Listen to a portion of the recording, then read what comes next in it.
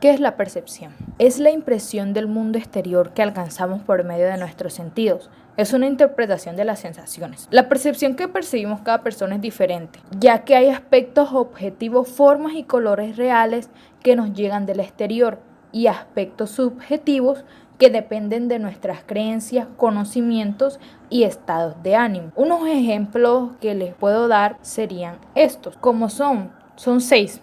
La percepción visual, que es todo aquello que percibimos a través de los ojos. La percepción auditiva son los sonidos que percibimos por los oídos. La percepción táctil, que es todo aquello que puede sentirse por el tacto. La percepción auditiva, cualquier olor percibido por el olfato. Y la percepción social. Esta es la percepción en que los individuos perciben a otras personas dentro de un mismo ambiente y su forma de relacionarse. Y la percepción, como última, la percepción del movimiento. Es una habilidad de los humanos y animales para girar la mirada y la cabeza y determinar si algo presenta un peligro. Bueno, ahora en estos momentos les voy a hablar de los autores. Los autores: Max Wertheimer, Kurt Koffa y Kohler, psicólogos alemanes fundadores de la teoría de la Gestalt. También está Wilhelm Wundt, médico alemán, fundador del primer laboratorio de psicología experimental. Gustav Theodor Fechner, psicólogo alemán, autor de la ecuación que explica la relación entre el estímulo físico y la sensación, la llamada ley de Weber-Fechner. Bueno, ahora les voy a hablar sobre el aprendizaje y la memoria. ¿Qué es el aprendizaje y la memoria? El aprendizaje es el proceso a través del cual se adquieren o modifican habilidades, destrezas, conocimiento, conductas y valores como resultado del estudio y la experiencia, la instrucción, el razonamiento y la observación. Existen 6 tipos de aprendizaje, que son el aprendizaje repetitivo o memorístico, que se produce cuando el alumno memoriza contenidos sin comprenderlos o relacionarlos con sus conocimientos previos. El aprendizaje receptivo. En este tipo de aprendizaje, el sujeto solo necesita comprender el contenido para poder reproducirlo, pero no descubre nada. El aprendizaje por descubrimiento. El sujeto no recibe los contenidos de forma pasiva, descubre los conceptos y sus relaciones y los ordena para adaptarlos a su esquema cognitivo. El aprendizaje significativo es el aprendizaje en el cual el sujeto relaciona sus conocimientos previos con los nuevos, dotándolos así de coherencia respecto a sus estructuras cognitivas. El aprendizaje observacional, tipo de aprendizaje que se da al observar el comportamiento de otra persona, llamada modelo. Y el aprendizaje latente, que es el aprendizaje en el que se adquiere un nuevo comportamiento, pero no se demuestra hasta que se ofrece algún incentivo para manifestarlo. Bien, en el aprendizaje tenemos 2 autores importantes, que serían Jean Piaget y Vygotsky. La teoría de Jean Piaget es que el organismo construye el conocimiento a partir de la interacción con el medio. El organismo que intenta conocer la realidad no la copia, sino que selecciona información, la interpreta, la organiza en base a su esquematismo cognitivo. Y la teoría de Vygotsky es que sostenía que los niños desarrollan su aprendizaje mediante la interacción social, o sea, van adquiriendo nuevas y mejores habilidades cognitivas como proceso lógico de su inmersión a un modo de vida. Bien, ahora les voy a hablar sobre la memoria. ¿Qué es la memoria? Es la habilidad o la capacidad de nuestro cerebro para guardar, almacenar, codificar, retener y posteriormente recordar datos e información sobre experiencias de todo índole. Existen 4 tipos de memoria. Está la memoria sensorial, que es la capacidad de registrar información a través de los sentidos. La memoria a corto plazo, también conocida como memoria operativa, se desarrolla cuando la información queda registrada a partir de la interacción con el medio. La memoria a largo plazo es como un vivo almacén de información y nos referimos a este cuando hablamos de la memoria en general. Es donde se almacenan las experiencias, los recuerdos vividos, lo que sabemos acerca del mundo, conceptos, estrategias de vida, cosas así. O sea, básicamente allí reside todo lo que conocemos. También está la memoria procedimental o implícita, que es la que se refiere a nuestro inconsciente. Es la que se desarrolla, por ejemplo, cuando realizamos algún movimiento físico inconsciente. Viene a ser una suerte de memoria motriz. En otras palabras, se podría decir que es cuando colocamos nuestro cuerpo en modo automático para que haga algo que estamos tan acostumbrados a hacer que nuestra memoria puede repetir el movimiento casi sin darnos cuenta de ello. Bien, ahora algunos de los autores de la memoria, Frederick Bartlett y Hermann Ebbinghaus. Frederick Bartlett sostenían que la memoria consistía en recordar las cosas según el significado que tienen las personas. Podemos decir que su concepción era constructiva. El significado que cada persona le da depende de la información nueva y la que ya poseemos. Y Hermann Ebbinghaus era un psicólogo que hizo estudios experimentales sobre la memoria humana. Ebbinghaus concibe el funcionamiento de la memoria como una serie de asociaciones entre elementos. Otro tema que es muy importante son las emociones. Pero, ¿qué son las emociones? Una emoción es un estado afectivo que experimentamos o una reacción subjetiva al ambiente que viene acompañada de cambios orgánicos, fisiológicos y endocrinos, de origen innato influidos por la experiencia. Como vemos, las emociones nos afectan de varias maneras. Cada experiencia está sujeta al modo de sentir de cada persona, lo que determina que no son los hechos objetivos, sino la interpretación subjetiva de esos mismos hechos, lo que configura la situación a la que se enfrenta el individuo. Algunos autores, como Hobbes, Locke, Hume Mill, consideran que las emociones estaban sometidas por mecanismos y principios que se pueden estudiar. Mientras tanto, Descartes concebía las emociones como el resultado de la interacción entre el alma racional, sede del pensamiento y la voluntad, y los procesos irracionales, automáticos y mecánicos del cuerpo. Por otra parte, Darwin y Wells, cuyos conceptos y principios fundamentales pasan a ser la adaptación, la supervivencia y la reproducción para el hombre y animales por igual. Bien, ahora les voy a hablar sobre la motivación. ¿Qué es la motivación? Es la fuerza que nos hace actuar y nos permite seguir adelante incluso en las situaciones difíciles. Ir a buscar un vaso de agua cuando uno tiene sed. Estudiar durante toda la noche para aprobar el examen de conducir que tanto se desea. O entrenar duro para ser el mejor de un campeonato. Son posibles gracias a esta. Bien, para poder entender la motivación, tenemos que diferenciar estos conceptos que son los impulsos, el instinto y pulsión. A continuación, algunas definiciones. La necesidad. La clave en torno a la necesidad es la carencia o la falta de algo. Se tiene una necesidad de algo cuando ese algo no está presente. El instinto.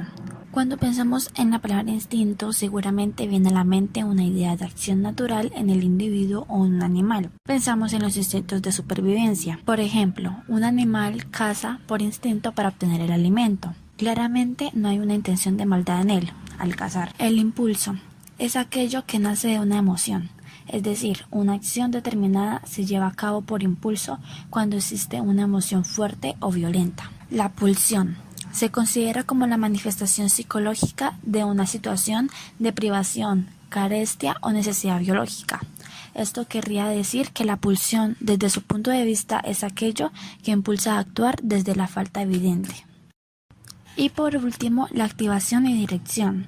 La activación es la energía encaminada por realizar cualquier conducta, pero primero para la conducta se requiere una energía cinética para llevarse a cabo. Esta energía como conducta determinada es considerada en el campo de motivación. Una conducta implica la aplicación de energía.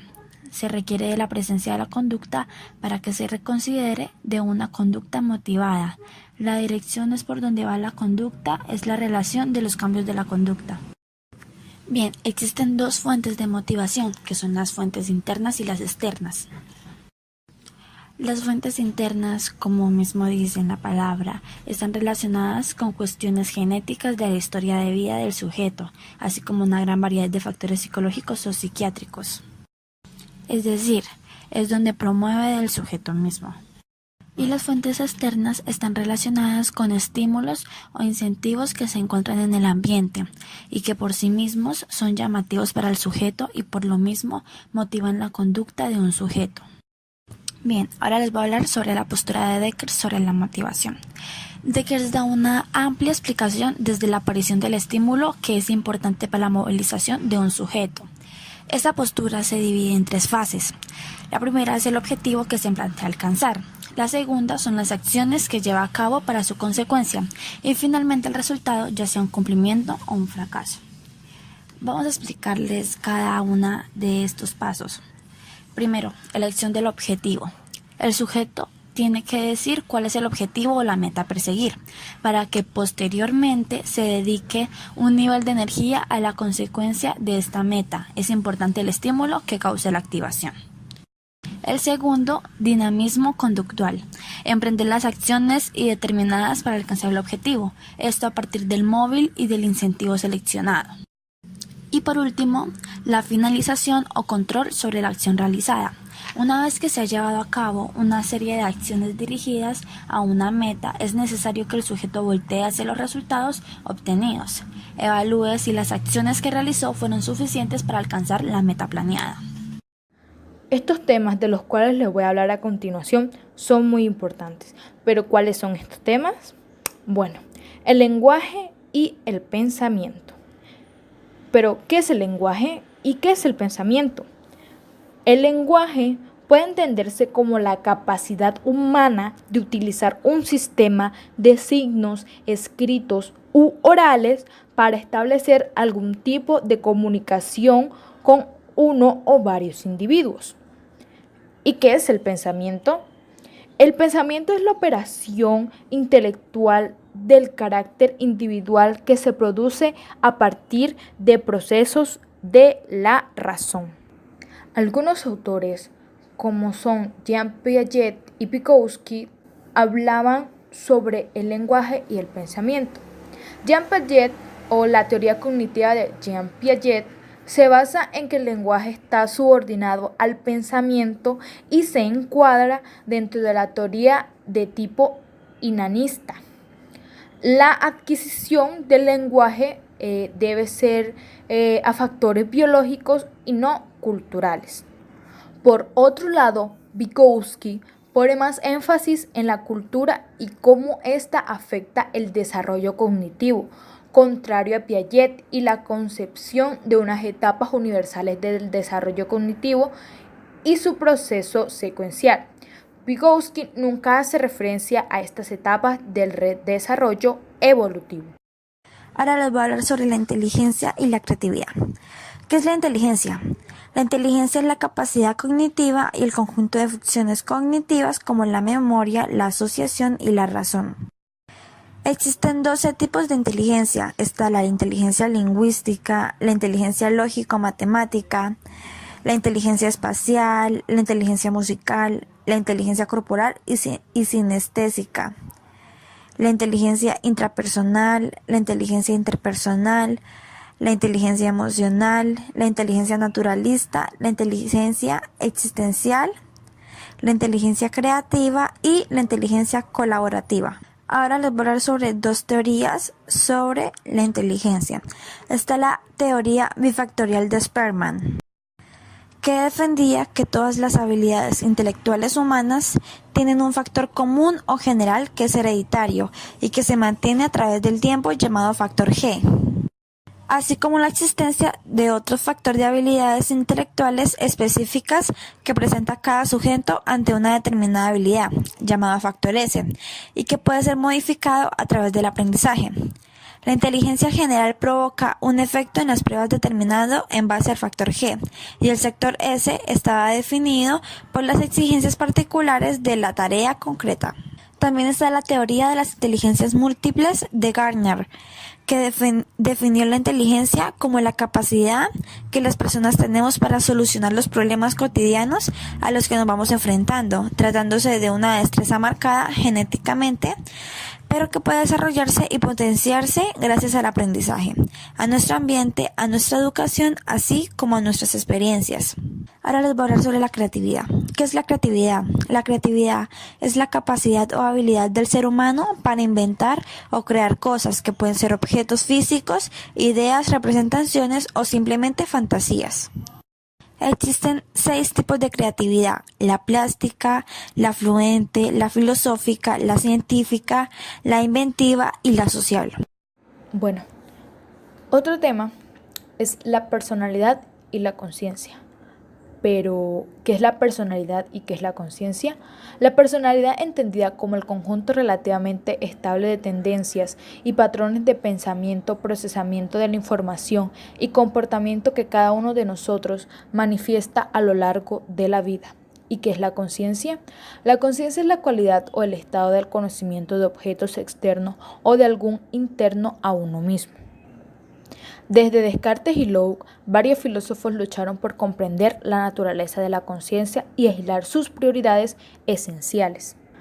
Una de las tantas teorías es la teoría de la personalidad de Freud, que proponía que la psique humana estaba estructurada en 3 sistemas: consciente, preconsciente e inconsciente.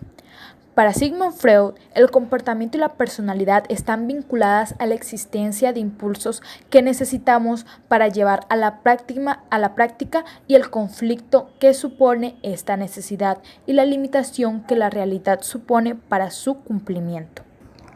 Para William James, la conciencia era una secuencia de los estados mentales que eran por medio de la experiencia. James pensaba también que la conciencia debió tener un proceso evolutivo, ya que trata a la conciencia como una evolución. Mientras tanto, Charles Bonnet intentó resolver un dilema induciendo el llamado epifenomenalismo, el cual acepta que la mente y el cuerpo están hechos de diferentes sustancias, excepto la mente. A lo largo de la historia han sido muchos los autores que han dado una de dos posturas, que la personalidad es algo innato o bien que se deriva del aprendizaje. Sin embargo, existe una tercera opción, defendida por autores como Mischel, en la que la personalidad es formada por la interacción entre elementos innatos y los fenómenos que vivimos.